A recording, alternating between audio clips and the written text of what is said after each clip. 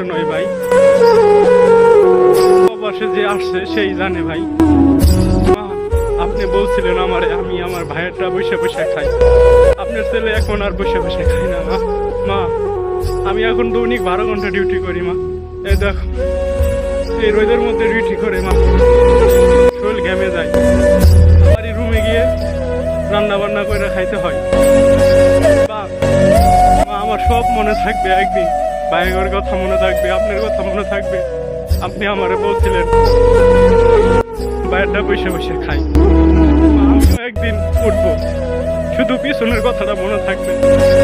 একদিন আমি বড় হব, আল্লাহ তাআলা দুঃখের পর সুখ দেয়। ভাইয়ের কথা মনে থাকবে। মা আমার জন্য আপনি দোয়া করিয়েন।